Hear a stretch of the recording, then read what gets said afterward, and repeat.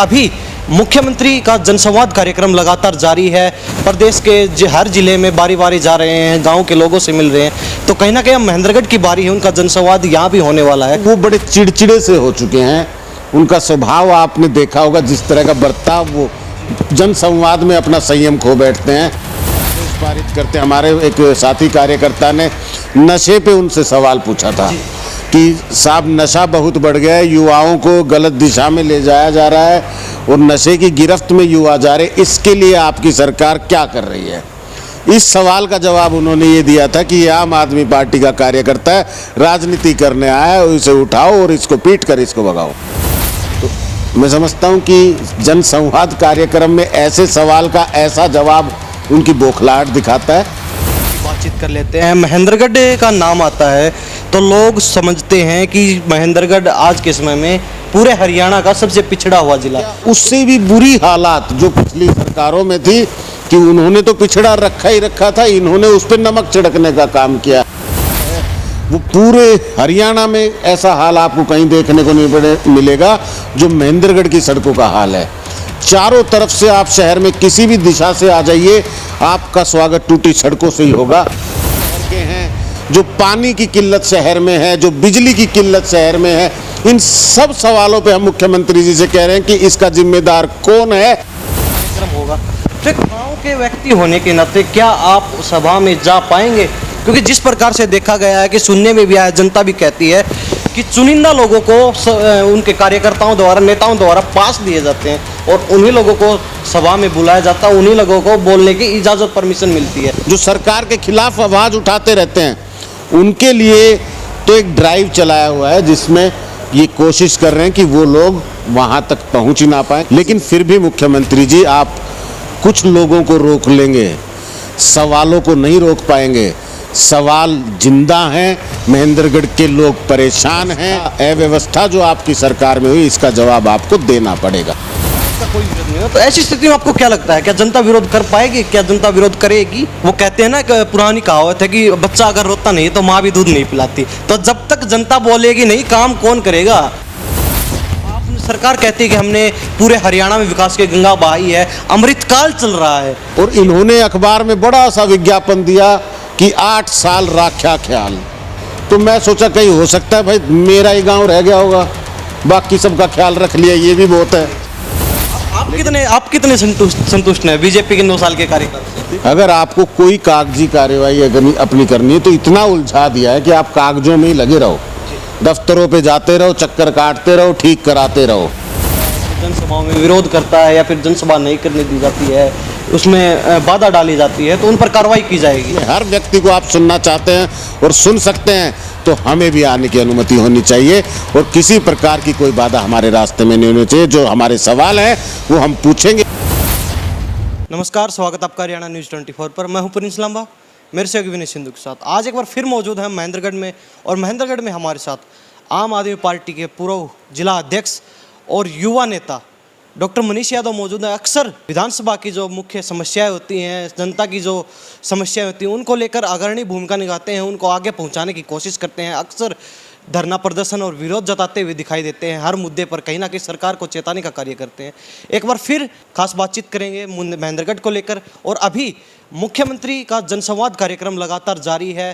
प्रदेश के हर जिले में बारी बारी जा रहे हैं, गांव के लोगों से मिल रहे हैं। तो कहीं ना कहीं महेंद्रगढ़ की बारी है, उनका जनसंवाद यहाँ भी होने वाला है, उसको लेकर भी चर्चा करेंगे। क्या कुछ समस्याएं हैं और क्या कुछ किस प्रकार ये देख रहे हैं जनसंवाद को। डॉक्टर साहब, स्वागत आपका हरियाणा न्यूज़ 24। बहुत बहुत धन्यवाद, सभी साथियों को नमस्कार जी।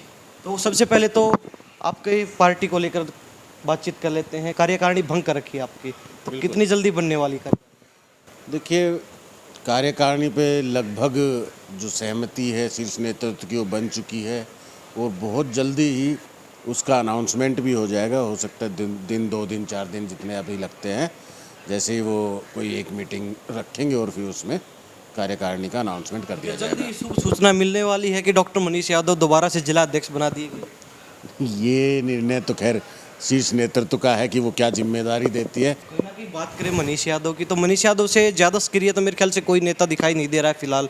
जिस प्रकार आम आदमी पार्टी की योजनाओं को लेकर आगे चल रहे हैं, जनता की आवाज़ उठा रहे हैं, तो कोई दिखाई नहीं दे रहा है आसपास। नहीं, देखिए, ये एक टीम एफर्ट है। हमारी पूरी आम आदमी पार्टी की टीम, सभी साथी कार्यकर्ता सब मेहनत कर रहे हैं और सब मेहनत कर रहे हैं तो ऐसे नतीजे आ रहे हैं, ऐसे दिखाई दे रहा है। तो मैं समझता हूँ कि ये सबकी क्यूमुलेटिव मेहनत है, सबका सहयोग है इसमें। तो इस तरह की कोई बात नहीं है कि केवल मैं ही आगे हूँ, और मैं भी आगे हूँ तो अपने साथियों के साथ के कारण ही आगे हूँ। तो डॉक्टर साहब, अभी मुद्दे की बात कर लेते हैं। जनसंवाद कार्यक्रम आपने देखा पिछले 1-1.5 महीने से लगातार चल रहा है। मुख्यमंत्री जो प्रदेश के मुखिया हैं, गांव-गांव घूम रहे हैं, प्रत्येक जिले को बारी-बारी चुनकर उसके गांव में जा रहे हैं, लोगों से जनसंवाद कर रहे हैं। किस प्रकार देख रहे हैं, क्योंकि अब महेंद्रगढ़ की बारी है जनसंवाद में? देखो, अब तक जनसंवाद में आप सबने देखा है कि मुख्यमंत्री जी जहाँ जा रहे हैं लोग उसमें उनसे सवाल कर रहे हैं, अपनी समस्याएं उनको बता रहे हैं, लेकिन बहुत ज़्यादा व्यवहार जो मुख्यमंत्री जी का कि समस्याएं इतनी ज़्यादा लोग कर रहे हैं पेश उनके सामने, शिकायत इतनी ज़्यादा लोग कर रहे हैं उनकी सरकार के सामने, उनकी सरकार की नाकामियों को इतना पेश कर रहे हैं, तो वो बड़े चिड़चिड़े से हो चुके हैं। उनका स्वभाव आपने देखा होगा, जिस तरह का बर्ताव वो जनसंवाद में अपना संयम खो बैठते हैं, वो ऐसे ऐसे आदेश पारित करते। हमारे एक साथी कार्यकर्ता ने नशे पे उनसे सवाल पूछा था कि साहब नशा बहुत बढ़ गया है, युवाओं को गलत दिशा में ले जाया जा रहा है और नशे की गिरफ्त में युवा जा रहे, इसके लिए आपकी सरकार क्या कर रही है? इस सवाल का जवाब उन्होंने ये दिया था कि ये आम आदमी पार्टी का कार्यकर्ता है, राजनीति करने आया है, इसे उठाओ और इसको पीट कर इसको भगाओ। तो मैं समझता हूँ कि जनसंवाद कार्यक्रम में ऐसे सवाल का ऐसा जवाब उनकी बौखलाहट दिखाता है, और बौखलाहट उनकी जो है उसका कारण यही है कि लोग उनसे सवाल पूछ रहे हैं। जी।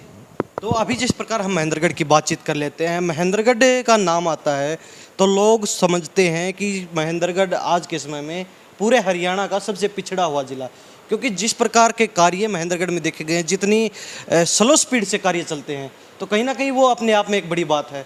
और बात करें विकास कार्यों की, तो उनको लेकर आप किस प्रकार देख रहे हैं? क्योंकि मुख्यमंत्री आ रहे हैं तो लाजमी है कुछ ना कुछ सुधार तो हर विभाग द्वारा किए ही जाने हैं, तो किस प्रकार देख रहे हैं सब? देखिए, मुख्यमंत्री जी आ रहे हैं तो विभाग जो हैं वो जो जिस जिस रास्ते से जैसे मुख्यमंत्री गुजरेंगे उन सड़कों को रातों रात बनवा लेंगे। विभागों में कोई शिकायतों के फाइलें जो इकट्ठी हो रखी हैं या जो पेंडिंग काम हैं, उन सब के बारे में वो मुख्यमंत्री जी को नहीं बताएंगे। लोगों की क्या समस्याएं चल रही हैं, लोगों को क्या परेशानियां देखनी पड़ती है, सरकारी काम में क्या बाधाएं आ रही हैं, वो सब चीज़ें जब जनता उनके सामने रखेगी तब आप देखना कि मुख्यमंत्री जी का उठ के जाना मुश्किल हो जाएगा।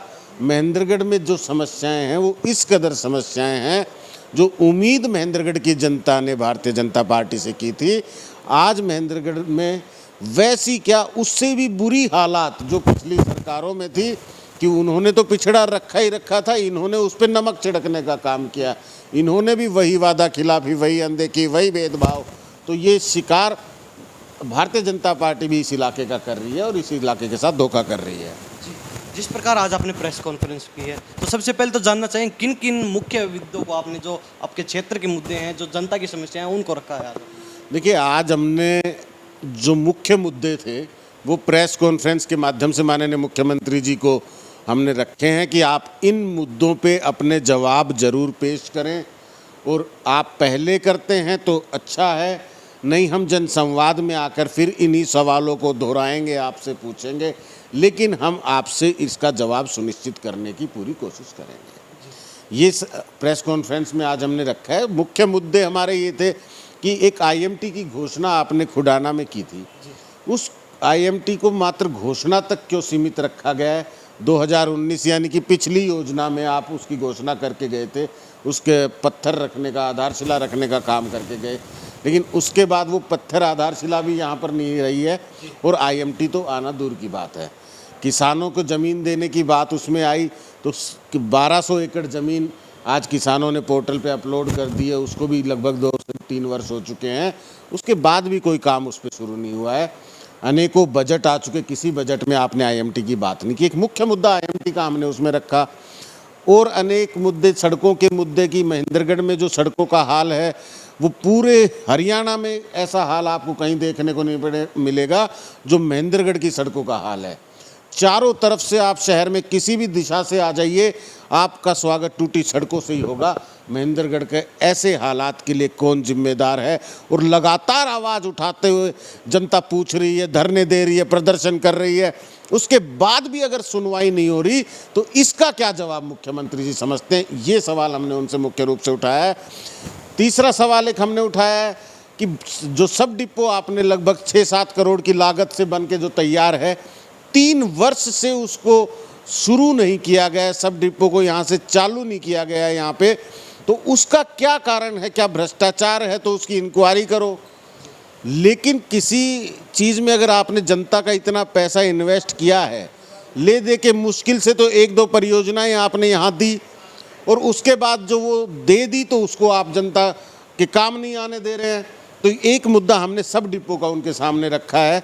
नगर पालिका का मुद्दा हमने उनके सामने रखा है कि नगर पालिका में जिस तरह की अव्यवस्था, जिस तरह का लोगों को परेशानियां देखनी पड़ रही है, नगर पालिका का जो हाल बना हुआ है कि जो सड़कों के हालात शहर के हैं, जो सीवर के हालात शहर के हैं, जो पानी की किल्लत शहर में है, जो बिजली की किल्लत शहर में है, इन सब सवालों पे हम मुख्यमंत्री जी से कह रहे हैं कि इसका जिम्मेदार कौन है।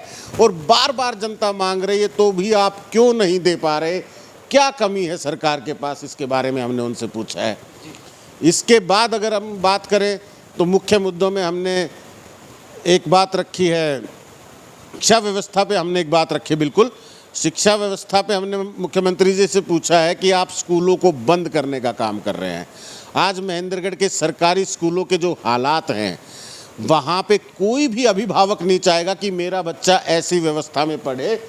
किसी अभिभावक की हिम्मत नहीं बनेगी कि वो अपने बच्चे को ऐसी जगह भेज सके। तो ऐसी व्यवस्थाओं में सुधार करने की बजाय आप स्कूलों को बंद कर रहे हैं और मजबूर कर रहे हैं महेंद्रगढ़ के लोगों को कि वो प्राइवेट स्कूलों में, प्राइवेट कॉलेजों में दाखिला लें और महंगी फीस अदा करें। कहीं ना कहीं मुख्यमंत्री कह रहे हैं, क्योंकि जनसंवाद में ही हमें सुनने को मिला था, जिस प्रकार उन्होंने सिरसा में मुद्दे उठाए, उससे पहले कुरुक्षेत्र गए, उससे पहले भिवानी आए, तो हमने सुना था कि जिस स्कूल में भी, जिस सरकारी स्कूल में भी गांव की तरफ से 100 से ज़्यादा बच्चे आते हैं, उस स्कूल को हम अपग्रेड करेंगे, हमारी तरफ से उस पर पैसा लगाएंगे। तो आप कह रहे हैं कि स्कूलों को बंद किया जा रहा है या फिर स्कूलों को बिल्कुल नष्ट कर दिया गया है? देखो, 105 स्कूल हरियाणा में बंद किए गए थे। महेंद्रगढ़ में 10 स्कूल उस आदेश के द्वारा बंद हुए थे। ये मर्ज कहते हैं जिसे, वो हालांकि बंद कर दिया जाता है, यानी कि एक को दूसरे में मर्ज किया तो एक तो हट गया, वो तो बंद हो गया, तो वो बंद हो गया। तो बंद इन्होंने किए।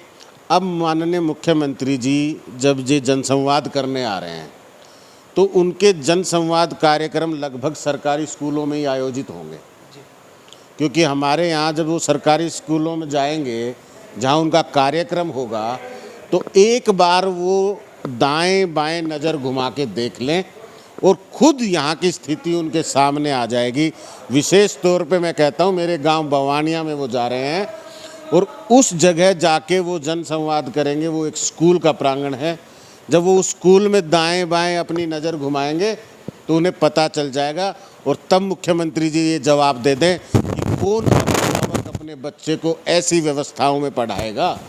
आप मजबूर कर रहे हैं कि नहीं कर रहे हैं, इसका जवाब आपको मिल जाएगा। जी डॉक्टर साहब, जिस प्रकार आपने बताया कि आपके पैतृक गांव में, भवानिया गांव में मुख्यमंत्री का जनसंवाद कार्यक्रम होना है और वहां पर स्कूल प्रांगण में कार्यक्रम होगा, तो एक गांव के व्यक्ति होने के नाते क्या आप सभा में जा पाएंगे? क्योंकि जिस प्रकार से देखा गया है कि सुनने में भी आया, जनता भी कहती है कि चुनिंदा लोगों को उनके कार्यकर्ताओं द्वारा, नेताओं द्वारा पास दिए जाते हैं और उन्हीं लोगों को सभा में बुलाया जाता है, उन्हीं लोगों को बोलने की इजाज़त, परमिशन मिलती है। तो ऐसी स्थिति में आपको क्या लगता है, क्या आपको जाने दिया जाएगा या फिर आपको सवाल जवाब करने दिया जाएगा मुख्यमंत्री? देखिए, आपने देख लिया सवाल करने वालों के साथ वो क्या बर्ताव करते हैं जनसंवाद में, और परेशानी ही उनकी सवाल हैं और वो ये जानते हैं कि लोग सवाल पूछेंगे, चाहे वो मेरे ही गांव में, मेरे ही गांव के लोग हैं, मेरे अलावा लोग हैं, वो भी सवाल पूछेंगे, उनके भी सवाल हैं, वो भी परेशान हैं इस सरकार से। तो सवाल पूछने वाले व्यक्तियों को चिन्हित किया जा रहा है और विशेष तौर पे जो आइडेंटिफाइड हैं, जो कि विपक्ष के लोग हैं, जो किसी पार्टी से ताल्लुकात रखते हैं या किसी संगठन से ताल्लुकात रखते हैं, जो सरकार के खिलाफ आवाज़ उठाते रहते हैं, उनके लिए तो एक ड्राइव चलाया हुआ है जिसमें ये कोशिश कर रहे हैं कि वो लोग वहाँ तक पहुँच ही ना पाएँ, किसी जनसंवाद कार्यक्रम तक जा ही ना पाएँ। लेकिन फिर भी मुख्यमंत्री जी आप कुछ लोगों को रोक लेंगे, सवालों को नहीं रोक पाएंगे। सवाल जिंदा हैं, महेंद्रगढ़ के लोग परेशान हैं और ये अव्यवस्था जो आपकी सरकार में हुई, इसका जवाब आपको देना पड़ेगा। जी डॉक्टर साहब, आपने बात की, लेकिन हम आपसे जानना चाहेंगे, जिस प्रकार आपने बताया कि महेंद्रगढ़ की जनता जिंदा है, लेकिन आज तक जितने भी सरकार के कार्यक्रम हुए हैं, मुख्यमंत्री या फिर नेताओं के, एमएलए जो सांसद होते हैं उनके लगा लीजिए, मंत्रियों के लगा लीजिए, आज तक कभी देखा नहीं गया है कि महेंद्रगढ़ या फिर इस दक्षिण हरियाणा की बात करें तो यहाँ सरकार का विरोध हुआ है। जबकि हम पीछे की बात कर लेते हैं कुछ समय पहले कि किसान आंदोलन लगा लीजिए, उस समय जब पूरा हरियाणा ही नहीं बल्कि पूरा भारत का किसान विरोध में था सरकार के, उस समय सरकार ने अहिरवाल में आके यानी कि दक्षिण हरियाणा में आके अपनी रैली सक्सेसफुल की, वहाँ उनका कोई विरोध नहीं हुआ। तो ऐसी स्थिति में आपको क्या लगता है, क्या जनता विरोध कर पाएगी, क्या जनता विरोध करेगी? देखो, जो आप कह रहे हैं कि भाई जनता विरोध नहीं करती, ये मैं मानता हूँ कि हमारे लोग, हमारे इलाके के लोग जो सहन शक्ति रखते हैं, जितना मेहनत वो कर सकते हैं, वो अपनी मेहनत से अपना पेट पालने का काम डॉक्टर साहब, मैं रोकना चाहूँगा। वो कहते हैं ना, कि पुरानी कहावत है कि बच्चा अगर रोता नहीं तो माँ भी दूध नहीं पिलाती। तो जब तक जनता बोलेगी नहीं, काम कौन करेगा? ये बात मैं समझ रहा हूँ और इसी बात के लिए मैं अपील भी कर रहा हूँ। मैंने अपनी प्रेस कॉन्फ्रेंस में भी, और हम जा के भी अब लोगों को जागरूक करेंगे। कार्यक्रम 26 तारीख का है, 4 दिन हमारे पास है। हम जैसे चाहें, जितने चाहें लोगों तक पहुंचने का प्रयास करेंगे और कोशिश करेंगे कि जो लोग ये सोचते हैं कि सवाल पूछना गलत है, उनको ये समझा सकें कि सवाल पूछना अधिकार है, ना कि गलत है। सवाल अगर आप नहीं पूछेंगे तो सरकार की जवाबदेही खत्म हो जाती है, सरकार आपको जवाब देना बंद कर देती है। तो जब तक आप सवाल नहीं पूछेंगे तब तक इलाके का विकास नहीं हो सकता। तो अगर सरकार ने कोई वादे किए थे और उन वादों को पूरा करने में सरकार नाकाम रही है, तो ये जिम्मेदारी है एक जागरूक नागरिक की कि वो अपने मुख्यमंत्री से, अपने नेता से, जिसे आपने वोट दिया है और जिस सरकार को आपने राज्य में बनाया, उससे सवाल करें कि क्यों आप मेरे क्षेत्र के, मेरे जीवन के साथ इस तरह का व्यवहार कर रहे हैं, भेदभाव कर रहे हैं, क्यों ये सुविधाएं मुझ तक नहीं पहुंची। ये सवाल करने का अधिकार हर नागरिक का है। जी डॉक्टर साहब, एक सवाल और रहेगा हमारा साथ में कि जिस प्रकार आपने आज प्रेस कॉन्फ्रेंस या आपका प्रेस नोट भी हमने पढ़ा, उसमें एक बिंदु दर्शाया गया जिसमें आपने कहा कि सरकार ने 9 साल में जो वादे किए, इससे पहले 5 साल चले गए, उसमें जो घोषणाएं हुई वो पूरी नहीं हुई। अब भी दोबारा 5 साल होने वाले हैं, 4 साल के करीब हो चुके हैं, कोई घोषणा पूरी नहीं हुई। तो आपने, सरकार कहती है कि हमने पूरे हरियाणा में विकास की गंगा बहाई है, अमृतकाल चल रहा है। सीएम साहब कहते हैं, प्रधानमंत्री कहते हैं, हर स्टेट के मुख्यमंत्री कहते हैं जो बीजेपी के हैं, बीजेपी के नेता, कार्यकर्ता, समर्थक सब कहते हैं कि अमृतकाल चल रहा है पूरे भारत में, प्रदेश की बात नहीं करते हम। तो इस स्थिति में आप कह रहे हैं कि कोई घोषणा पूरी नहीं हुई, कैसे तालमेल बिठाएंगे? देखो, ये जो पार्टी है ना, मैं आपको बताऊं प्रिंस भाई, ये कागजों पे, मंचों पे, अच्छा झूठ बोलने में कोई कमी नहीं भाई। मीडिया को इन्होंने लगभग, आप देखेंगे आज मीडिया इनकी गिरफ्त में है। विपक्ष की आवाज़ या आम जनता की आवाज़ जो है वो आपको मीडिया से गायब होती नज़र आ रही होगी। और ये लोग मंचों से ऐसी ऐसी बातें करते, कोशिश करते हैं कि भाई लोगों तक ये पहुँचे कि हम बहुत ज़्यादा काम कर रहे हैं, लेकिन हकीकत जो ज़मीन की है ना, अब मान लीजिए मेरे गांव में काम नहीं हुआ और इन्होंने अखबार में बड़ा सा विज्ञापन दिया कि 8 साल राख्या ख्याल, तो मैं सोचा कहीं हो सकता है भाई मेरा ही गांव रह गया होगा, बाकी सबका ख्याल रख लिया, ये भी बहुत है। लेकिन बात ये कि हर गांव का ये हाल है। तो ये विज्ञापनों के माध्यम से, मीडिया के माध्यम से, मंचों के माध्यम से, रैलियों के माध्यम से ये जनता में एक गुमराह करने का इन्होंने एक वो षड्यंत्र बना रखा है कि लोगों को ये बताते रहो कि हम बहुत काम कर रहे हैं, बहुत काम कर रहे हैं। आप कितने संतुष्ट हैं बीजेपी के 9 साल के कार्यकाल से? देखिए, मेरे इलाके में भारतीय जनता पार्टी आज एक एक आदमी, इन्होंने किस किस तरह की परियोजना, मैं ये नहीं कहता कि आप शक्तियाँ मत करो, आप पारदर्शिता मत लाओ, आप लाओ, ये सब काम करने ज़रूरी होते हैं जिससे कि एक सही आदमी तक सही चीज़ पहुँचे जो उसका अधिकारी है या जिस तक वो पहुँचनी चाहिए। लेकिन ये क्या करते हैं, अब इन्होंने ये प्रॉपर्टी आईडी, फैमिली आईडी, इन सब पे काम करना शुरू किया। अब इनको क्या है कि ये तो सिर्फ कागजों में बनाते हैं उसको, वो बड़ा सुंदर नज़र आता है कि एक प्रॉपर्टी आईडी होगी, उसके अंदर उसकी सारी प्रॉपर्टी होगी, उस प्रॉपर्टी का फिर लेखा जोखा रहेगा, नहीं खरीदेगा तो बेचेगा तो घट जाएगी। तात्पर्य है कि जनता को कागजी कार्रवाई में उलझाए रखो ताकि जमीनी मुद्दों से ध्यान हट जाए। तो ये जब भाई बनाता, तो मान लीजिए ब्यूरोक्रेट्स बनाते हैं, उन सब पॉलिसीज़ में काम करते आए, ये ऑफिसर काम करते हैं, वो ऐसी ही पॉलिसी बनाएंगे जो जनता के काम आ सके। लेकिन ये फेल कहाँ होते हैं? ये फेल होते हैं इम्प्लीमेंटेशन।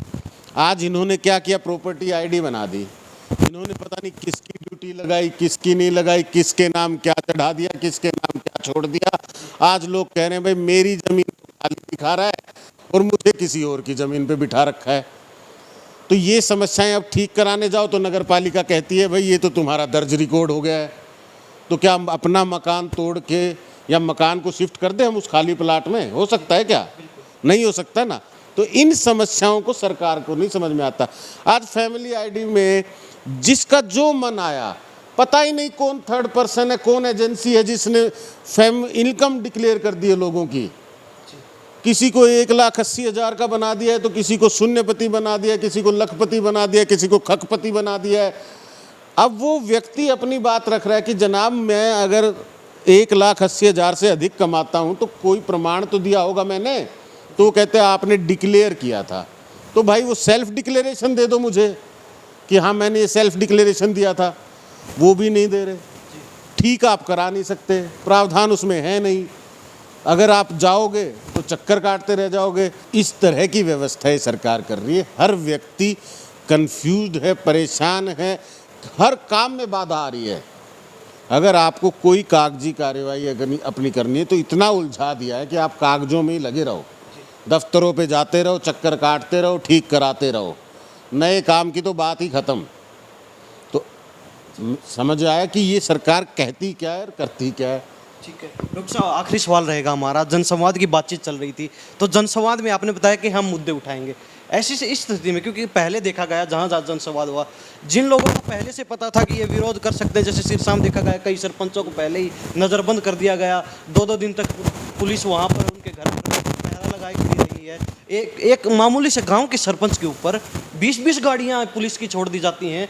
तो ये कहाँ तक जायज़ मान रहे हैं? तो इस स्थिति में आप अपनी क्या कंडीशन देख रहे हैं? क्योंकि लाजमी है आपके पास भी ज़रूर सीआईडी सीआईए की टीमों का पुलिस द्वारा कॉल आना और कहीं ना कहीं नज़रबंद तो आपको भी किया जाना है, स्वाभाविक है। तो प्रिंस जी, मैं ये कहता हूँ कि ये सरकारी उनका संस्थाओं का सरकारी अमले का दुरुपयोग है। आप अगर जन संवाद कर रहे हैं तो संवाद कीजिए, फिर डरना कैसा? लोगों को सवाल पूछने दीजिए, आप तैयार होके आइए, जवाब लेकर आइए। और अगर नहीं कोई काम किया है और फिर भी संवाद करने का मन बन गया तो फिर आप इस तरह की हरकतें कर रहे हो। इससे अच्छा ये होगा कि आप संवाद ना करें, क्योंकि अगर आप कमियां नहीं सुन सकते, लोगों के सवाल नहीं सुन सकते, तो फिर संवाद कैसा? तो ये सीधा सीधा एक दुरुपयोग है सारी एजेंसीज़ का। लोगों को ज़बरदस्ती गिरफ्तार किया जा रहा है ताकि एक सुनियोजित कार्यक्रम जिसमें कि सरकार को बेहतर सरकार दिखाने का एक प्रयास किया जा रहा है कि वहाँ पे अपने सवाल हों और उनके अपने जवाब हों और फिर तालियों की गड़गड़ाहट हो।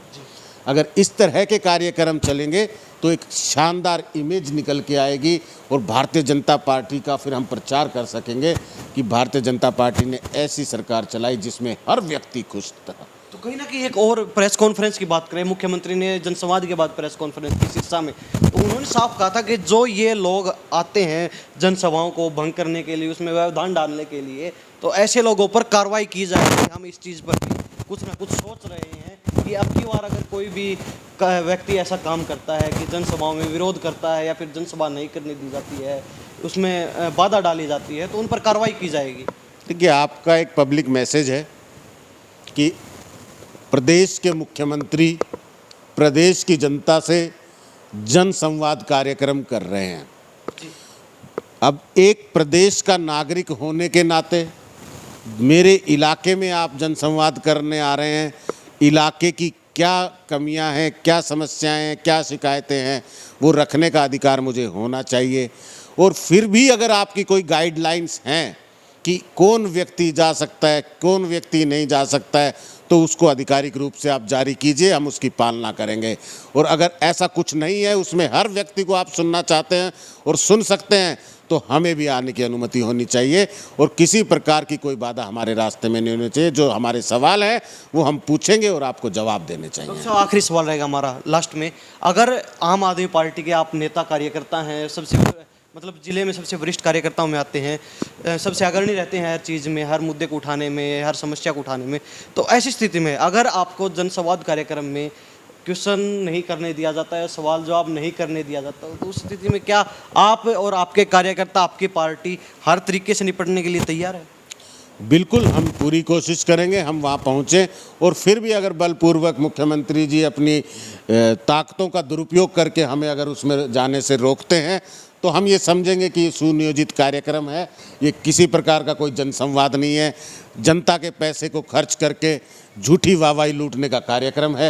ये सच सबके सामने आएगा और मीडिया के माध्यम से, आप सब साथियों के माध्यम से हम जनता को ये सामने सब कुछ बताएंगे। जी डॉक्टर साहब, बहुत बहुत धन्यवाद, आपने हमसे खास बात की। धन्यवाद धन्यवाद। तो ये हमारे साथ डॉक्टर मनीष यादव, पूर्व जिला अध्यक्ष आम आदमी पार्टी महेंद्रगढ़, और सबसे खास बात है युवा नेता हैं, जोश से भरे हुए, जज्बाती और अक्सर जनता के मुद्दे उठाने में सबसे अग्रणी भूमिका निभाते हैं। अक्सर सड़कों पर दिखाई देते हैं विरोध प्रदर्शन करते हुए, हर समस्या को लेकर कहीं ना कहीं सरकार को जगाने का जो कार्य कर रहे हैं, अपने क्षेत्र के लिए, अपने क्षेत्र की समस्याओं को निपटाने का कार्य कर रहे हैं।